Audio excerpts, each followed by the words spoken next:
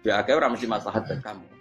Pas minta itu karena tomak kamu, hadun nafsi kamu, serakah kamu, tapi nggak tahu diri, pantas taura dengan permintaan. Kayak gue misalnya jongo jadi wali, iso Allah tersinggung. Bocah atau tirakat atau jalur jadi wali. Tapi gak dongo ya Allah tersinggung. Kere ra tau dongo. Jadi orang kalau ndak wali itu sudah keliru terus. Yen kok di sepuro, tapi tak kira iku akeh. Akeh salah. Ya jajal ke dongo yo wali kok sabtu kok dirjilan. Kira-kira Allah tersinggung ngopo nyembadani? Kira-kira tersinggung. Tapi misalnya kira tahu dongo kepengen kau Imam Syafi'i, apa tersinggung? Bocah ora di idola. Terus piye Gus? Artinya gini loh. Ketika manusia mengatakan mampu, itu ada sekian hal yang manusia itu tidak ikut melakukannya, tidak ikut menciptakannya. Misalnya kue nyupir, supirana enak, punya pengalaman. Tidak kecelakaan karena apa? Nyupir kue enak, mobilku normal. Mobilmu normal lah, tewabrak mobil yang mabuk. Apa? Nah di sini ini manusia dituntut, diingatkan terus. Kamu itu butuh Allah, rahmat Allah itu yang melindungi kamu, bukan keahlian kamu, bukan kecakapan. Karena tanpa itu semua tidak bisa. Semuanya Allah.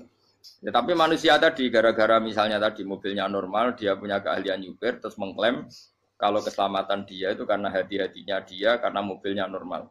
Padahal ada sekian catatan yang menjadikan dia selamat dan semuanya itu kudrahnya Allah Subhanahu wa taala. Misalnya gak ditabrak wong mabuk, gak ono gempa, gak ono bumi merekah. Misalnya kita pintar nyupir lah terus bumi memangap terus kita templung nggak apa-apa. Pokoknya daerah-daerah kayak ya rasa tak sebut nomor itu. Kira tahu muka siapa yo, bener mari tak sebut nomor yang ngeri. Intinya Indonesia ora aman, tapi kita tenang aja satunya ora aman kabeh, ora sing aman. Ora usah kuwatir likuifaksi, ora usah kuwatir meteor jatuh, kabeh ya potensi napa? Potensi semua. Sehingga ini sedikit saya ijazahkan. Suatu saat kata Rasulullah, saya ya Mu'ad melihat kamu hanya sejengkal di depan para ulama ketika nanti di akhirat. Terus Mu'ad tanya, Rasulullah tanya, kenapa kamu hanya satu jengkal dengan derajatnya para ulama ketika sowan Allah? Terjawabnya Mu'ad, kamu punya amal apa? Terjawabnya Mu'ad, ya Rasulullah, saya tidak pernah melangkahkan satu kaki, kecuali saya tidak pernah yakin apa bisa melangkahkan kaki yang satunya. Dan saya tidak pernah mengunyah satu makanan, kecuali saya juga tidak pernah yakin apa bisa menelannya. Dan saya tidak pernah bernafas satu nafas kecuali saya tidak yakin apa bisa nafas berikutnya.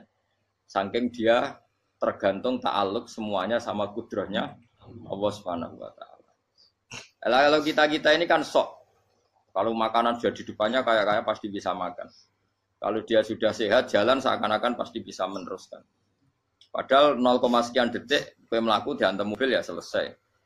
Misalnya stroke ya selesai tidak bisa jalan.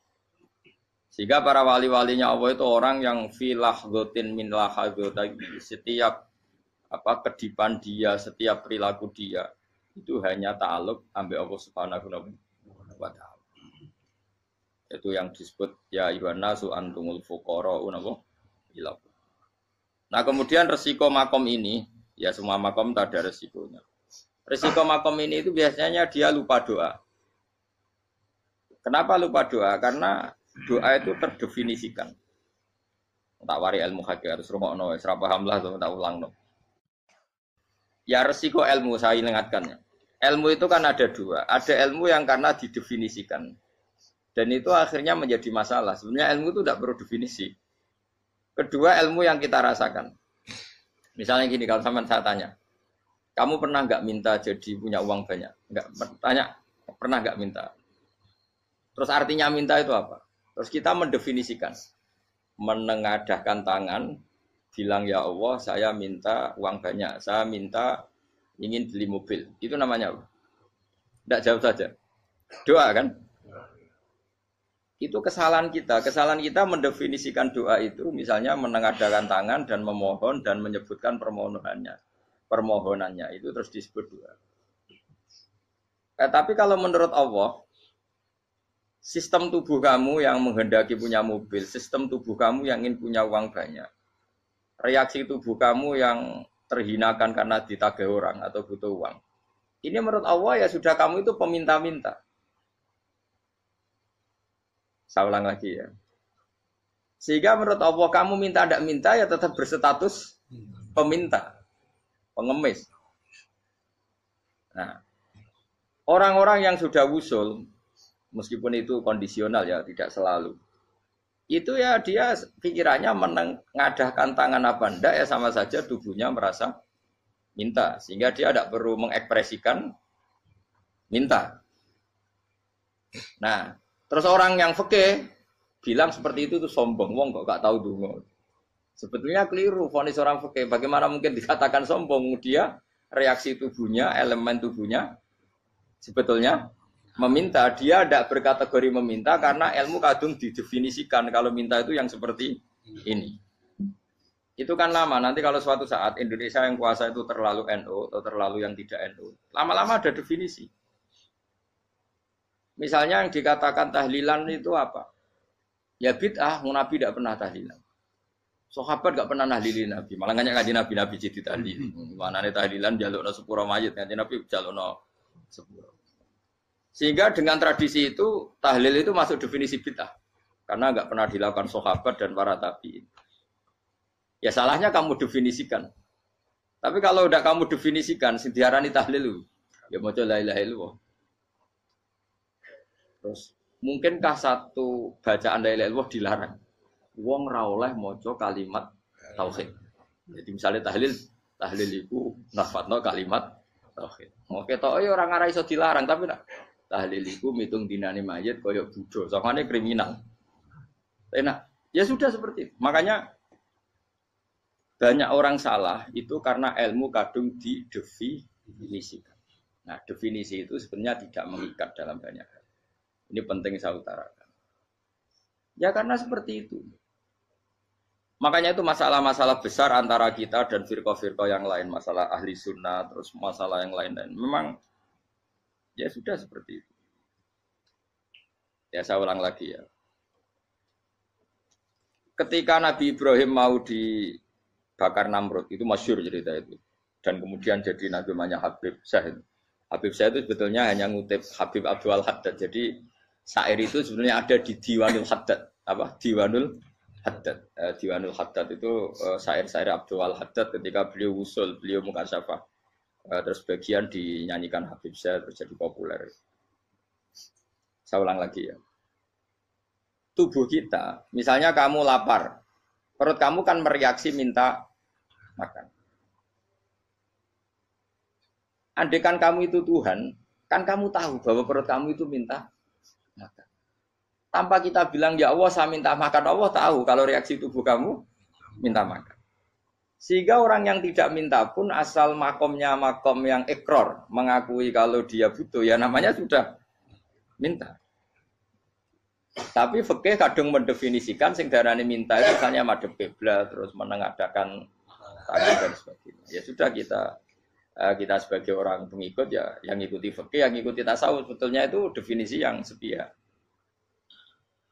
Sehingga ketika Nabi Ibrahim mau dibakar Namrud, masyhur itu cerita itu. Beberapa hari mungkin bulan-bulan orang disuruh Namrud cari kayu sebanyak-banyaknya. Ketika kayu sudah terkumpul mungkin satu lapangan, Ibrahim mau dibakar. Pegawai Namrud itu bingung caranya mencalok Ibrahim. Mergo saking gedene napa? Api. Nak dincalok ado iku ratok tengah. Nak diparekno iku kepanasan. Masyhur. Terus setan zaman iku ora akeh dadi ya setan tenan. Saiki kan duplikate sakeh dadi setan ra tau muncul.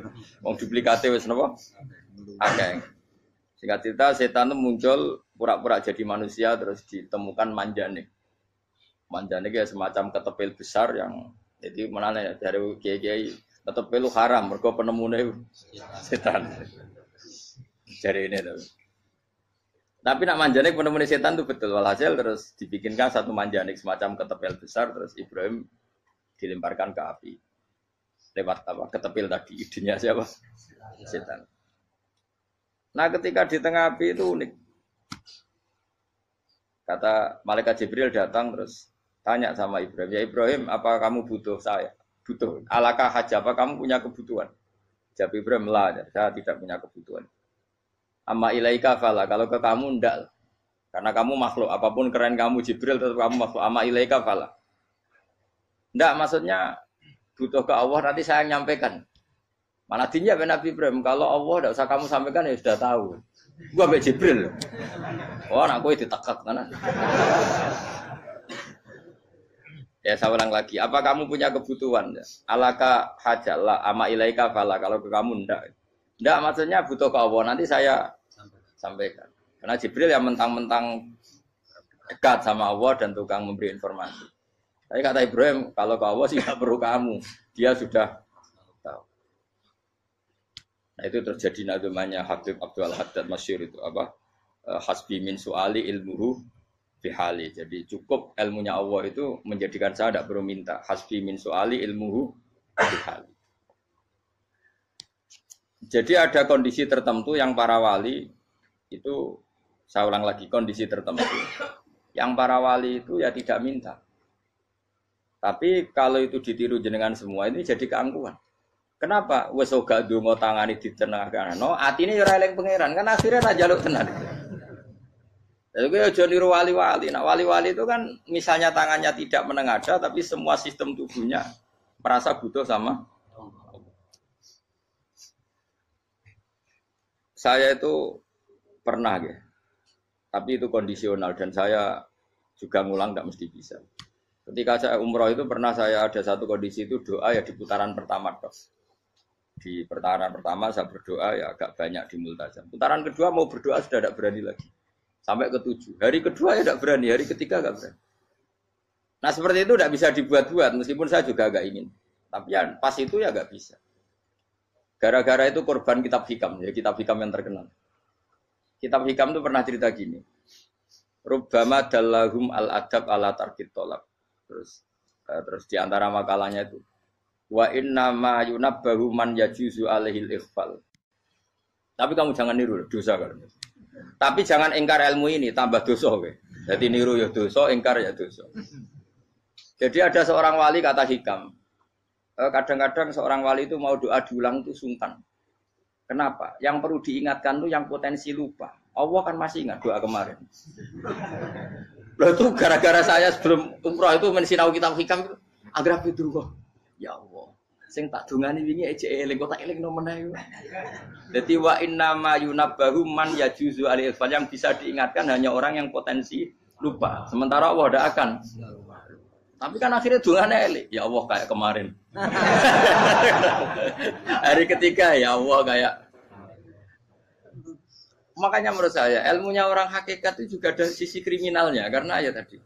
Tapi kamu ingkar ya keliru. Memang Allah enggak mungkin lupa, ngapain kamu ingatkan? Makanya menurut saya Allah itu manggat terbaik, bener-bener Rahman Rahim. Mestinya nak Allah terbaik, kowe ndonga bedino malah ngamuk. Lah aku lali tapi mbok eling dong. Tapi Allah itu ya maklumi ya, dengan kekeliruan. Kita ini kan selalu keliru. Ndonga terus ya keliru sebetulnya. Karena seakan-akan kan mengingatkan seseorang yang mungkin lupa. Wong Allah tidak pernah lupa kok, kamu ingetin terus. Atau kamu menggurui Allah, yaitu ya Allah nang sebadani kalau di duake, padahal enggak mesti maslahat bagi kamu. Duake ora mesti maslahat bagi kamu. Maka ada sekian contoh yang wali itu dibully pangeran. Saya sering cerita, banyak cerita wali itu dibully pangeran. Digarap ya pangeran. Ini gara-gara salah dewi. Saya pernah cerita dan itu ada di hikam betul di kitab hikam. Itu ada. Ada wali itu tukang hamal. Hamal itu manol di pasar, itu tukang angkut. Jadi kalau ada orang bawa barang berat diangkut dia, terus misalnya kalau dulu mungkin ya ke kereta atau ke singkat cerita terus diupahi. Setelah dapat apa dia pasti pulang karena dia hanya butuh makan satu piring, karena dia tirakat makan satu piring untuk ibadah 24 jam. Singkat cerita dia ngeluh, ya Allah, engkau tahu saya ini pecinta engkau, saya ini hanya butuh makan satu piring untuk kuat sholat. Tapi kenapa harus jadi juru manol? Berilah saya rezeki yang tanpa kerja. Selang sekian hari dia dituduh maling, terus di penjara, terus dapat rezeki tanpa kerja. Dia terjawab kenapa jadinya gini? Kan kamu minta rezeki tanpa kerja. Ya itu penjara itu rezeki tanpa kerja kan. Jadi Allah memperlakukan para walinya itu memang unik. Ya kadang dibully. Sehingga dalam cerita-cerita kenabian, kata Qadiyat itu, enggak ada orang yang sering dibully Allah kayak nabinya. Karena nabi itu orang yang dicintai Allah. Jika salah sedikit saja itu, cara pangeran, cara kampus itu digarap, pokoknya dipelonco, salah sedikit. Misalnya begini, Nabi Yakub itu kan nabi. Dia mungkin nyon jauh gak tersadar nyembelih apa itu anak sapi itu di depan indukannya. Ya beliau mungkin spontan saja, Pak. Kalau kamu yang melakukan pasti tidak ada hukumannya karena Allah tidak pati peduli sama kamu sudah lah. Artinya gak peduli salah pantas saya ora jelas ya gitu. Tapi ini nabi. Ketika itu terus indukannya sapi tadi ya Allah, Yakub itu kekasihmu. Saya tidak berani sama dia karena dia kekasih. Tapi saya tetap menuntut keadilan. Dia harus merasakan susahnya dipisah dengan anak. Meskipun dia tidak nuntut rasanya roh anak di sebelah itu tidak se ekstrim itu. Sapinya itu hanya nuntut ya Allah dia harus merasakan sakitnya terpisah dengan anak. Akhirnya Allah menciptakan Yakub mengalami terpisah dengan Nabi siapa? Yusuf. Itu kalau kata qadiyat, itu kalau yang melakukan tidak Nabi pasti gak dibully Allah, dibiarin. Karena Nabi ini yang melakukan. Nah. Terus ini Nabi Yusuf lagi. Mana rasa daftar wali berat? Nabi Yusuf itu di penjara itu karena terdolimi apa karena memang dia salah? Terdolimi. Dan Yusuf itu Nabi. Nabi Yusuf itu Nabi betul memang benar-benar. Meskipun ganteng dia Nabi. Syaratnya Nabi ganteng kira-kira mlebu. Nabi itu harus ganteng, enggak boleh. Nabi elek ora oleh. Karena Allah izin di kekasih kok kriting elek. Allah itu selera tadi. Kabeh Nabi mesti yang paling ganteng di kaumnya, yang paling nasab. Enggak boleh Nabi kok pesek, kriting, enggak boleh. Tapi kalau sudah jadi orang soleh boleh kan. Tapi kalau Nabi enggak boleh. Nabi Yusuf ganteng. Masyhur kan cerita Nabi Yusuf dengan siapa? Zulaikha. Dan belum ada orang dalam keadaan darurat masih cerdas kayak perempuan. Jadi singkat cerita, ketika Yusuf diajak Zulaikha selingkuh gak mau kan keluar dari kamar. Dalalah kebetulan wa alfaya sayyidah rajal. Itu si Zulaikha tadi spontan langsung bilang, wahai suamiku, apa hukuman orang yang ingin menodai keluargamu? Itu wong wedok. Padahal dia agak terencana, dia pun gak bayangkan kepergok suaminya. Itu dalam keadaan kepergok itu masih cerdas. Suamiku, apa hukuman orang yang mau menyelingkuhi keluarga Anda? Singkat cerita suaminya murka, terus Yusuf di penjara, terdolimi. Ketika di penjara, kemudian Yusuf punya keahlian mentakwil apa? Mimpi. Kan tadi suaminya Zulaikha itu tidak sampai raja ya, kira-kira PM atau menteri. Raja itu punya mimpi yang bisa nakwil itu hanya Yusuf. Singkat cerita, terus utusan raja datang ke Yusuf dan takwilan Yusuf terbukti benar. Tapi Yusuf ini seorang nabi, saya ulang lagi Yusuf seorang nabi dia, tapi ya manusia. Bilang gini ke utusannya, coba bilangkan ke raja kamu, di penjara ini ada orang yang di penjara secara terzalimi, yaitu saya. Tolong laporkan ke majikan. Itu Allah tersinggungnya itu bukan main. Nabi kok lapor makhluk. Itu tersinggung. Nah, kowe kan gak piye. Kowe ngajono proposal ya ora piye-piye. Wis pokoke Allah mek kowe ora piye-piye. Wong sampean swargane ya ora langsung wae ngono pokoke kira-kira kan sudah enggak perlu ditegur. Makanya fa'an sahu syaitanu dzikra rabbi fala bisa fi sijni bid'asi. Maka Allah mentakdirkan utusan raja tadi itu lupa melaporkan peristiwa Yusuf ke raja tadi. Sehingga raja enggak pernah dengar kalau ada orang di penjara karena Allah tersinggung. Wong kowe ku nabi kok lapore ambek penguasa. Ngono tok iku wis Allah tersinggung. Karena dia nabi, enggak boleh nabi lapor makhluk. Jadi Allah itu dengan nabi itu sangat-sangat sensitif. Sangat-sangat sensitif. Ya begitu. Terus cerita yang terkenal, meskipun ini enggak ada di Quran, Nabi Musa. Nabi Musa itu pernah sakit gigi.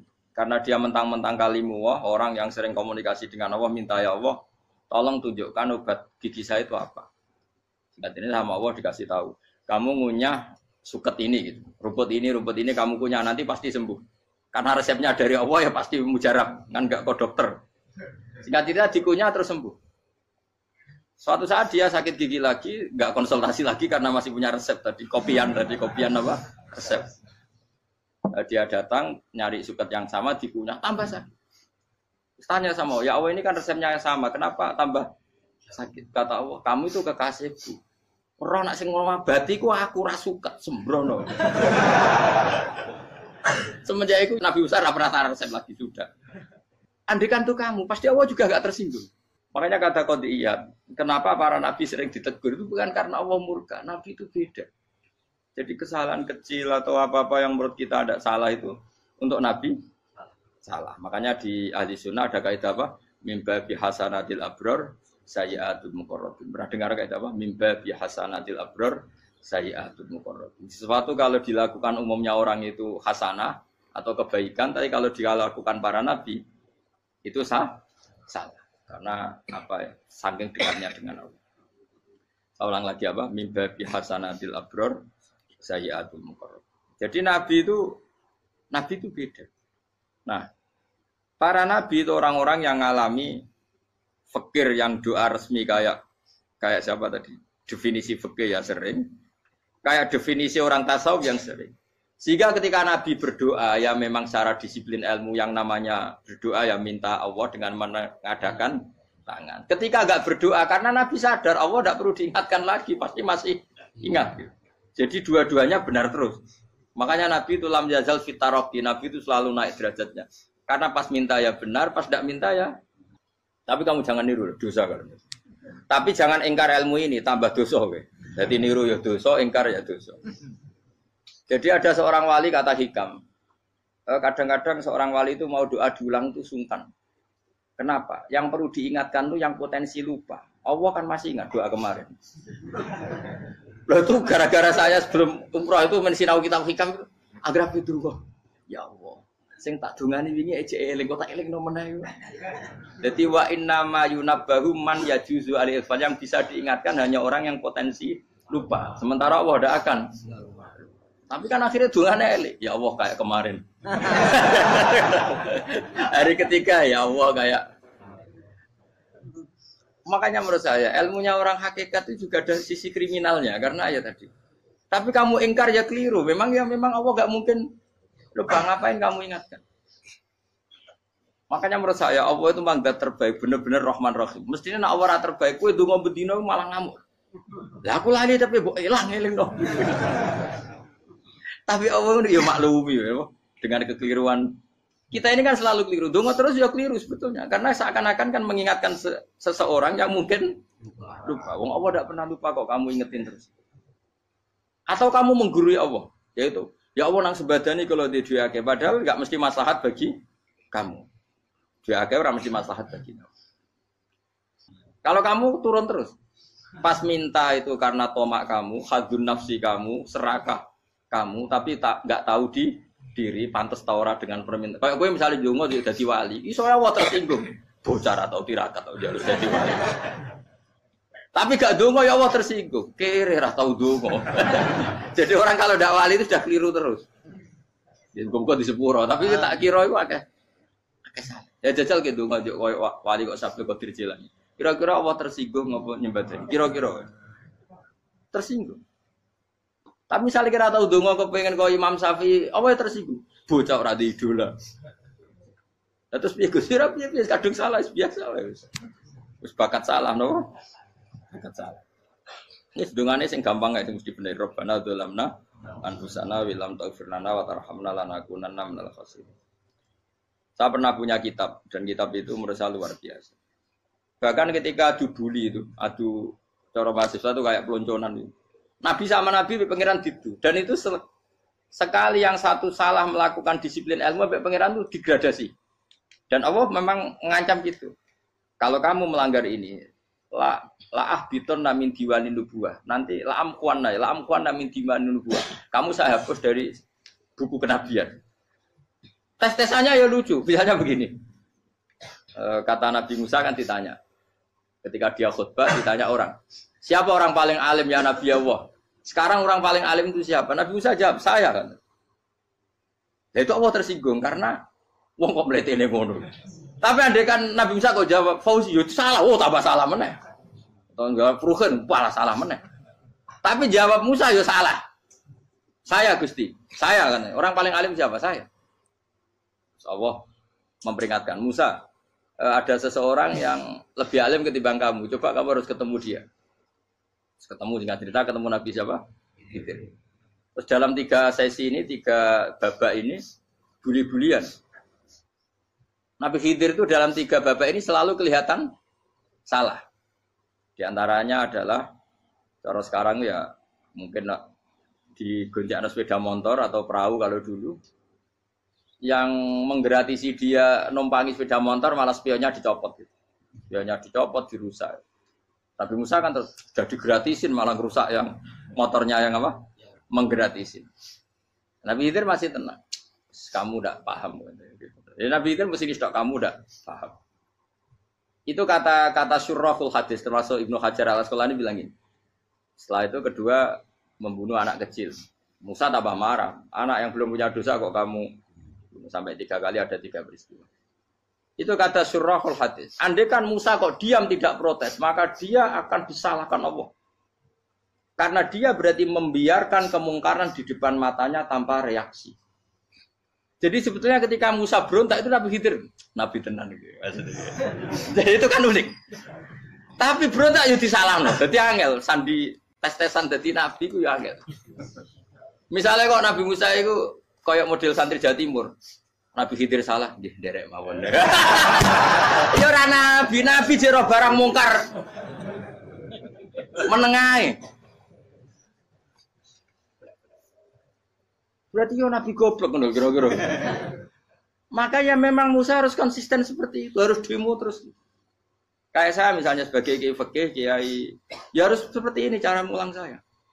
Enggak boleh saya misalnya terus anut mulang terus tawadhu semeneng itu ora karu-karuan. Jadi andai kan Musa kok tidak protes itu malah salah. Ya memang harus. Dan itu Nabi Khidir Nabi tenang. Makanya Nabi Khidir akhirnya respect. Tidak ada hati sebaik Abu Musa. Risi itu gak nyaman ketika melihat kemungkaran. Jadi itu sebenarnya poin. Tapi lucunya Nabi Khidir yang nyalan. Tak dari rasa takok, amen takok. Tapi ya disalah no. Ya aku cari Nabi Musa. Ya jajal, gawe peristiwa meneh aku tak sabar rata kok. Bareng. Kan jajal teh. Bareng dijajal ya protes meneh. Bareng protes meneh, tinggal 1 kali kesempatan. Kowe takok meneh wis ora dadi muridku. Dikasih kesempatan lagi, ya protes meneh dek.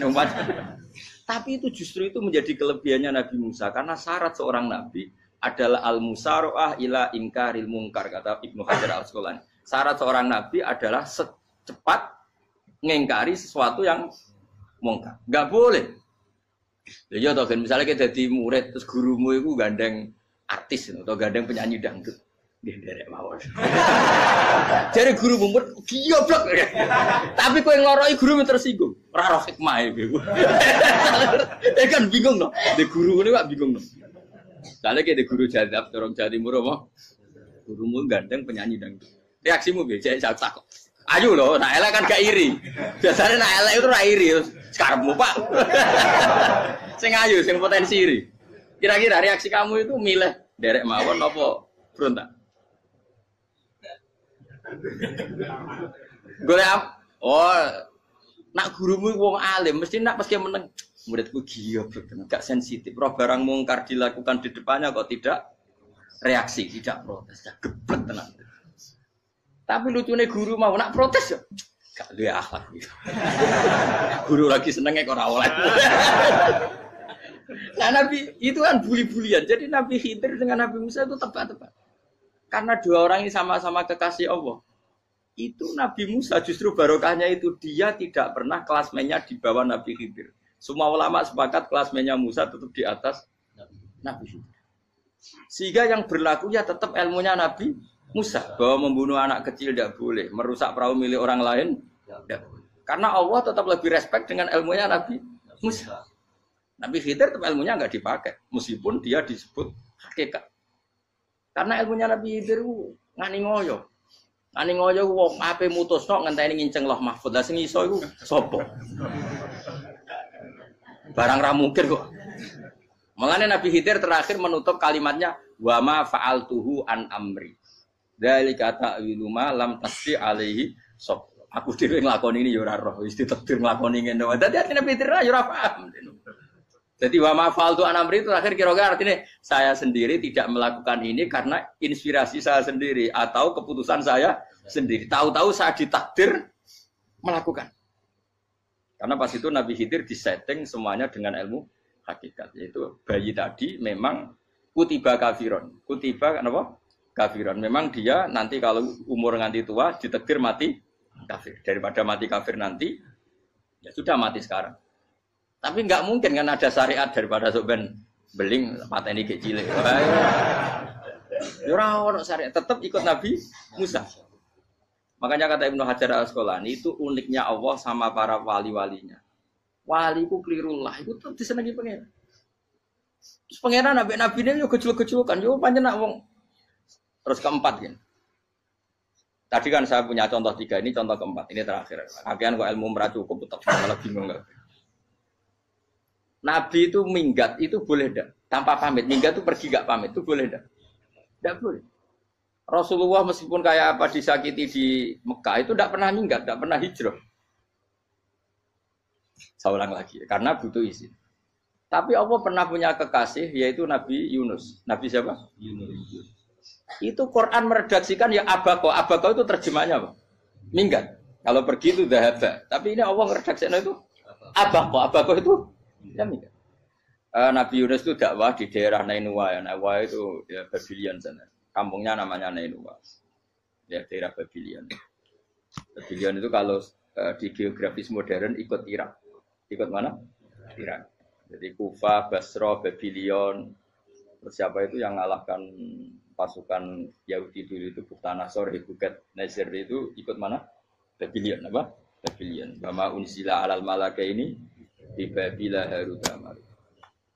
Makanya kalau ulama-ulama melihat Irak kacau sampai sekarang itu tidak kaget. Irak itu ardun mal'unah kalau di kitab-kitab. Bumi yang memang sudah terlaknati mulai dulu. Sehingga ketika ada kasus Saddam Hussein sekarang itu ulama tidak kaget. Zaman Rasulullah Sugeng itu Irak itu termasuk sudah bumi yang guna keazalah. Jadi di sana pasti banyak fitnah. Fitnah pertama yang dicatat sejarah adalah Mautul Husain apa? Kabudutnya Said siapa? Husain di Karbala. Era Imam Syafi'i adalah zaman mifnah, ulama dibantai karena dipaksa mengatakan Quran apa? Makhluk. Terus konflik-konflik sampai era Saddam Hussein terus era sekarang jadi. Nah kita ini ulama sebenarnya tahu tarikh itu. Tapi di era modern kan dianalisis karena campur tangan ini itu ya sudah lah. Sebab goblok pun daripada ngebantah-bantah malah rakam. Ibu goblok, ibu pinter. Nah sekarang kan analisisnya kan, wah ini ada campur tangan pihak ketiga diciptakan nih saunu ini. Ya kalau intelijen harus ngomong seperti itu. Kalau kita seperti ulama memang dari dulu dicap Nabi hunalika az-zalazil wal fitan. Saya teruskan. Nabi Yunus itu dakwai kaumnya itu lama sekali dan tidak iman. Nah semua nabi kalau kaumnya tidak iman itu diberi hak Allah ngancam akan adanya adab apa? Ngancam akan adanya adab. Nabi Yunus ngomong gitu terusin. Nanti kalau kamu tidak iman itu pasti kena adab. Anggap saja dia ngancam gitu sudah berbulan-bulan. Singkat cerita, adab baru tinggal 3 hari lagi. Ayo nang iman, tinggal 3 hari lagi. Ya kira-kira dia ngomong misalnya Ahad, berarti Ahad, Senin, Selasa, atau kamu milih Selasa ya Rabu, Kamis. Singkat cerita Ahad itu dia gak kuat. Wah semuanya kurang telung dino kaumku tetap orang iman. Mangkel asal, minggat deh. Minggat itu jadi mau minggat kan gak punya tujuan, so asal pergi jauh saja. Sudah perahu, sekenanya dia naik saja. Namanya minggat nih. Kalau bawa bekal terencana, bawa visa, paspor kan plesir namanya. Jadi minggat itu ya gak, ya sekenanya gak persiapan. Singkat cerita sampai ikut perahu nelayan tadi terus zaman itu ya ada mitos kalau ada gelombang yang nggak wajar pasti ada orang minggat. Terus ditanya siapa yang minggat, Nabi Yunus kan orangnya jujur saya katanya. Ya sudah yang minggat harus dicemplung no. Ya, terus ada yang agak baik ya jangan gitulah. Ini kan kita semua butuh selamat. Dudi dulu. Terus Dudi satu lagi ketemu Yunus. Coba mungkin salah udahnya Dudi lagi ya ketemu sampai 3 kali ya ketemu Yunus. Makanya fasahama fakana minal mudkhadin diuji dia kalah kemudian tenggelam. Fal taqamahul khutu wa huwa mulim. Terus dia diuntal ditelan oleh ikan nun. Nah, di situ ikan nun digambarkan saking besarnya itu. Nah ini uniknya Allah sama kekasihnya. Sudah Allah menyalahkan tapi unik. Ikan ini kan itu sama Allah dikasih instruksi. Kamu enggak boleh makan dia, dia kekasih saya. Terus ketika di tengah di perut apa? Ikan dia kegelapan terus Nabi Yunus cita-citanya satu ya Allah kalau saya sumpah kiri saya tidak bisa baca tasbih akhirnya sama Allah disulap perut ikan itu jadi masjid jadi dia di dalam perut ikan ya santai saja tetap wiridan santai Fana ada fi dzulumati alla ilaha illa anta subhanak inni kuntu minadz dzalimin. Ya dia santai aja wiridan karena perut ikan bagi dia adalah masjid.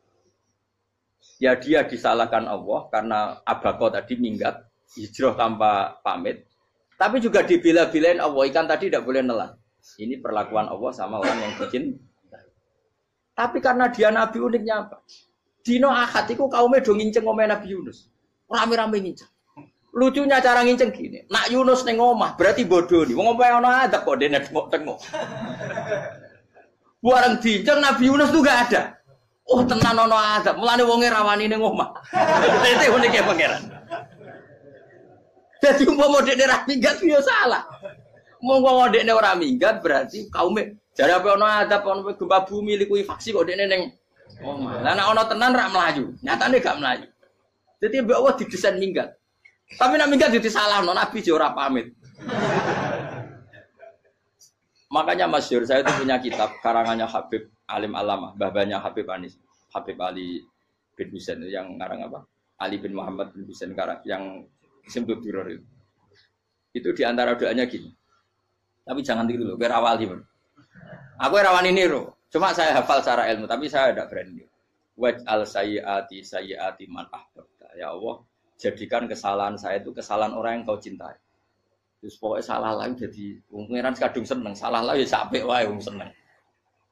Waj'al sayyiati man ahbab.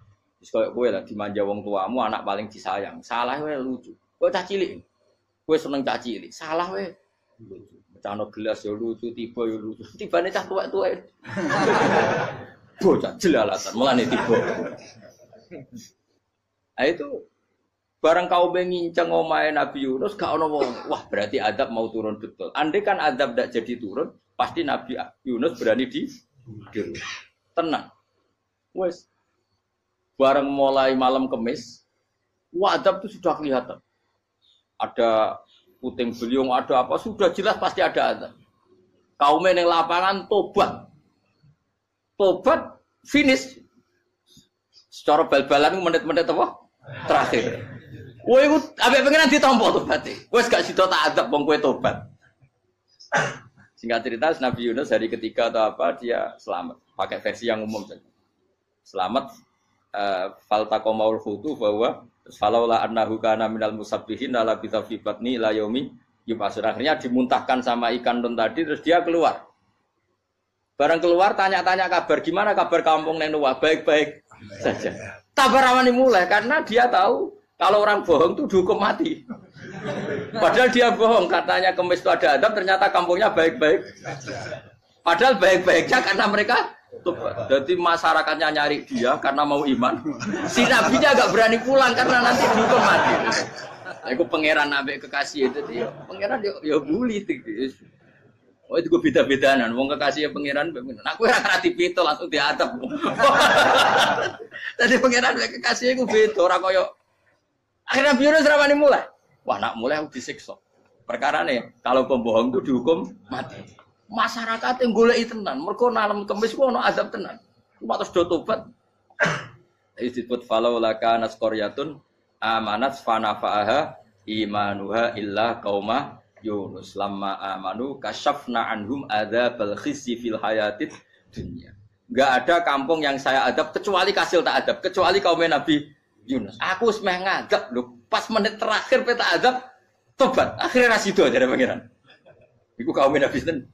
Iku yo barokah minggate Nabi Yunus. Lah iku nabi. Wong kliru kok barokah. Iku nabi. Umpama Nabi Yunus ora minggat, kaume berpikir Yunus bohong. Wong ape ana azab kok tengok-tengok ning omah. Tapi pas minggat tenan yo disalahno pangeran, minggat kok gak paham. Hikmat. Amalane kira usah protes. Wali iku beda, kekasih pangeran. Itu sama dengan sing dialami Rasulullah sallallahu alaihi wasallam ning Sulhul Hudaybiyah. Semua perjanjian itu salah secara hukum fikih. Bukan salah lagi, sangat salah cara ukuran fikih. Sehingga semua sahabat itu protes kecuali Abu Bakar As-Siddiq. Cuma semuanya omong Umar, tapi semua sahabat aslinya ya. Coba di antara perjanjian gini. Pertama kan enggak biar sampean enggak terlalu jadi teroris, enggak terlalu jadi ekstremis. Memang ya usah jadi teroris, ya usah terlalu jadi teroris. Semua itu mungkin, Kang. Ning dunia semuanya mungkin. Singkat cerita Nabi itu sudah di Hudaybiyah. Hudaybiyah dengan Mekah kan tinggal sekitar paling 40 kilo. Saya pernah itikaf di masjid yang pernah dipakai Hudaybiyah. Kan sekarang jadi mikot ya, termasuk mikot umroh di Mekah kan apa? Hudaybiyah kan mikot di yang terkenal kan apa? Jirona, Tanim, Hudaybiyah.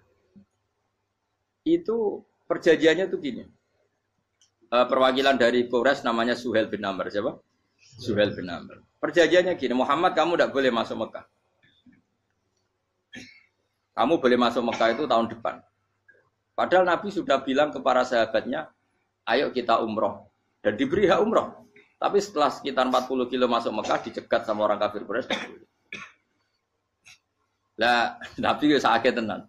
Nabi kadung mentafsir, memberi berita gembira, saya mimpi, kalian masuk tanah haram, amini namu khalikin, aman semua. Semuanya bercukur gundul atau mencetak rambut. Pokoknya, terus kata sahabat senang sekali karena mimpi Rasulullah tidak pernah apa? Tidak pernah salah. Bareng di situ, di antara perjanjiannya, hadza ma kataba ali Muhammad Rasulullah. Ini perjanjian yang ditulis Muhammad Rasulullah. Kata Suhail, hapus kata Muhammad Rasulullah. Kalau saya tahu kamu Rasulullah tidak saya perangi, tulis Muhammad bin Abdullah. Kata Rasulullah, ya Ali hapus tulisan Muhammad Rasulullah. Kata Ali, tidak saya akan menghapus setelah Muhammad Rasulullah. Jadi Nabi unik. Hapus gak popoli, masih aku hapus aku tetap Rasulullah. Wong tulisan wae. Jadi Nabi ya rileks saja. Tapi Ali katanya, fa wa ma ana bimakhihi abadan. Saya tidak akan menghapus tulisan itu selamanya. Kata Nabi, kowe nek ora gelem hapus, tanganku didono, aku sing hapus. Nabi kan umi tidak bisa baca terus. Tangannya Nabi sendiri yang dilewatkan Ali ke tulisan itu sehingga terhapus. Nabi ya rileks. Li, wong tulisan wae aku ora ditulis Rasulullah ya tetap Rasulullah. Nabi masih rileks. Terus perjanjian kedua, kalau ada orang kafir Quraisy masuk Islam harus dikembalikan. Karena berarti keluar dari habitat. Tapi kalau sudah Islam kok masuk kafir lagi harus dibiarkan. Karena berarti kembali ke habitat. Nabi bilang, ya enggak masalah. Semua perjanjian itu merugikan Islam. Itu secara fikih pasti salah. Akhirnya Umar itu protesnya keras sekali. Ya Rasulullah, apa engkau masih Nabi? Utakai sengak. Apa engkau masih Nabi? Dan Nabi siapa santai bala ya saya masih Nabi. Tapi kenapa kamu hinakan kita dan memberikan kehormatan pada orang-orang kafir itu? Jawabnya kan Nabi lucu. Ya agama itu kayak pangeran. Masih aku perjanjian yang ngono kok pangeran sing angkat agama iki tenang wae. Kan Nabi ku yo perjanjian mek manusa gampang. Jadi Nabi itu sange imannya Allah tetap yu'izzu hadaddin. Allah pasti memuliakan ini agama. Apapun perjanjian yang diciptakan manusia. Makanya bapak saya, Mbah Mun guru saya itu ngaram-ngaram tenan mikir Islam. Islam mbok pikir haram, ono sing duwe. Ben ngono. Dunia rusak kok apa ben. Tetep Islam ku mulya. Rasa mbok pikir wis keliru-keliru lah perjanjian dunia keliru lah. Lho coba Uni Soviet kayak apa hegemoninya? Kayak apa kuatnya Uni Soviet? 100 tahun mengkooptasi Uzbek, Tajikistan dan tapi apa bisa menghilangkan keimannya orang Uzbek Ceknya? Ketika Uni Soviet bubar langsung malah negara-negara itu jadi persemakmuran yang negara apa?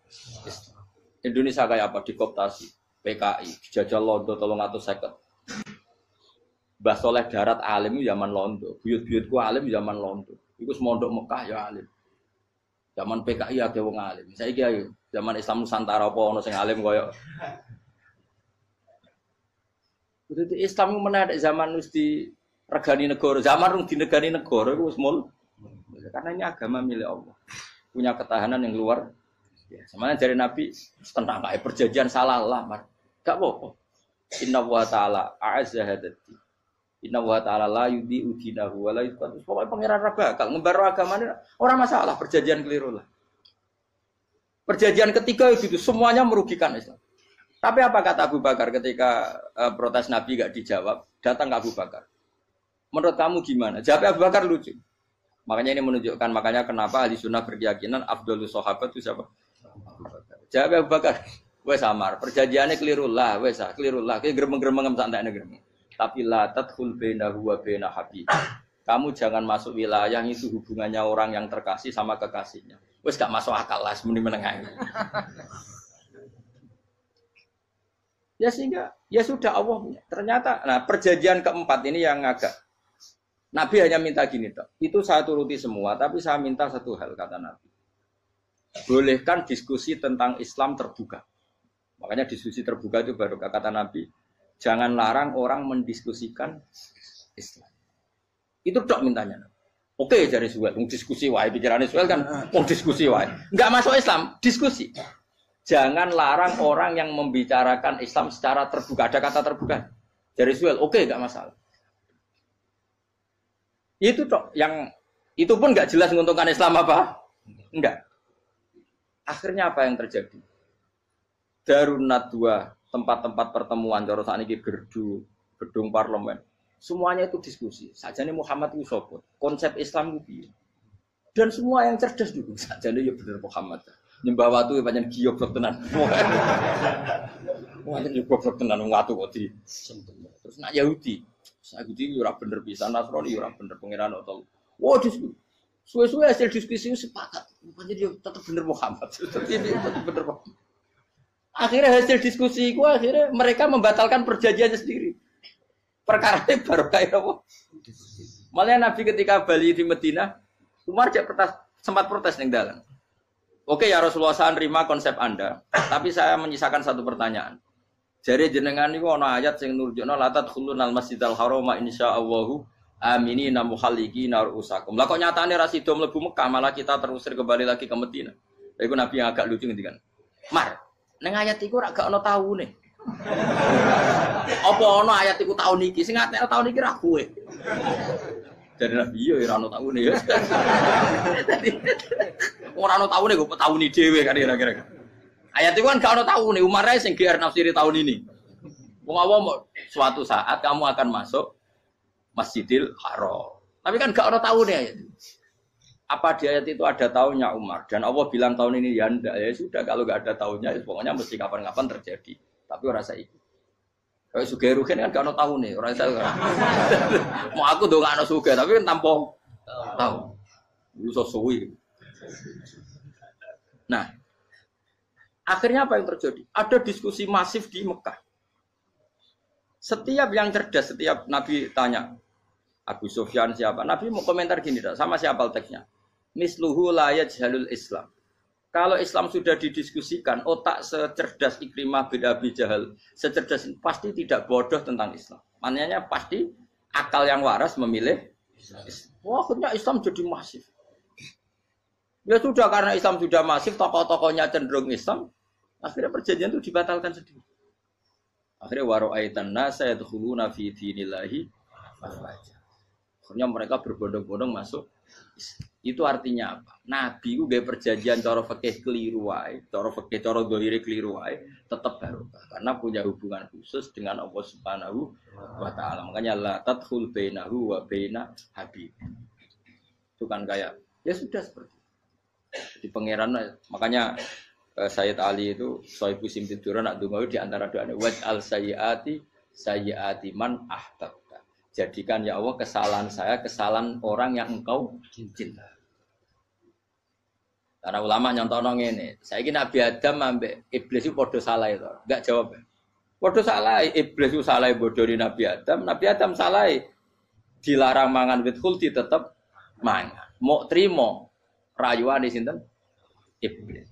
Tapi wong piye-piye pangeran ku seneng Nabi Adam. Sediluk diusir bar sumajtabahu rabbuhu fataba alaihi wa bar langsung Adam urung metu ke swarga wis diwarai. Damke kepengin tak sepuro nggih, tak warai dongane. Iblis tak diwarai. Mane kira ndonga, longkuan. Dadi ngene ke ya pokoke wong disenengi ku menangan. Lah kaya aja ndonga iku, kowe ora bakat wali biasa wae iki cerita. Ya sudah seperti itu. Ya, tapi emang ya sudah seperti itu. Nabi Adam itu urung pati keusir tenan, Gus fatalah ko Adam Rabbi kalimatin fataba. Jadi urung terlalu jauh dari surga. Kemana lagi pes pertama medun ke bumi ambek Allah wis diwarai beberapa kalimat sing dadekno di sepuro. Qawat al sayyiati man ahbabta. Ini penting kalau atur namanya wilayah-wilayah kenabian itu wilayah yang kita tidak pernah tahu detailnya, tapi kita yakin Nabi itu para kekasih Allah. Dan agama Islam itu juga agama paling diridhoi Maka di zaman apapun, kecewa apapun dengan perjanjian dengan negara maupun dengan dunia, Islam tetap dihormat pangeran. Wis ora usah kuat. Mikir Islam ku keliru. Nangit mayo oleh nak mikir keliru. Agamane pangeran kok pikir. Saya masyhur. Sayyidina Umar itu kan khalifah paling sukses masalah futuhat. Di masalah apa? Futuhat. Dan Ibnu Umar setiap jalan-jalan itu dibully sama orang-orang. Ya Ibnu Umar, mbok ya kamu itu minta sama bapak kamu supaya dia nyebut penggantinya siapa. Atau bikin suksesi lah. Jangan kok dia khalifah sukses kemudian tidak jelas juntrungannya. Kan dia tetap mati suatu saat. Saking nggak kuatnya Abdul bin Umar, dia matur, ya Abah, engkau harus suksesi. Siapa ya pemimpin setelah jenengan? Lah kenapa? Orang-orang bilang kalau ada orang misalnya penggembala kambing terus ditinggal gelanggang itu dianggap dosa karena kambingnya pasti kocar. Apalagi ini urusan umat. Kalau tahu-tahu mati sebelum sesi ini pasti kacau. Umar langsung marah. Agama Islam itu enggak sama dengan kambing kata Umar. Agama Islam agamanya pangeran, mesti diurusi pangeran. Aku mau khilafah. Aku mau sukses. Ben aku ora usah mikir. Engko ora diurusi pangeran. Jadi Umar itu justru saking hormatnya sama Islam itu dengan cara enggak mau mikir Islam. Enggak mikir berarti enggak khidmah ya, tetap mengkhidmati Islam. Seperti saya ini kan yang khidmati Islam lewat mulang. Tapi aku ora tahu mikir nasib Islam. Islam ora kondang piye. Ditinggal Abu Bakar melaku, Umar melaku, Wali Songo mbek kowe rak mulya Wali Songo. Saiki jurus mudin yo mlaku, jurus KUA yo mlaku. Jurus mubalek sing kadang matre ku yo mlaku. Berapa kiai sing dadi oknum perkara proposal? Ya agama yo. Wong bapak udah kanca kiai ku mudin, anake mondok. Bareng saking suwene dadi mudin, zaman iku mudin urung untuk gaji kon negara. Anake njuk dhuwit mending spontan. Cung ora ono mati kok dhuwit. Kok ora ono mati ra entuk rezeki. Cung ora ono mati kok dhuwit. Ngono iku agama ya ra piye-piye juga. Mergo agama iki diurusi Allah. Ayo nabi palsu ben kira wae mulai Musailama sampai Musotek sampai Lia Eden. Kurang lagi. Mulai wali palsu koyo Rama Dosa Rama sapa iku.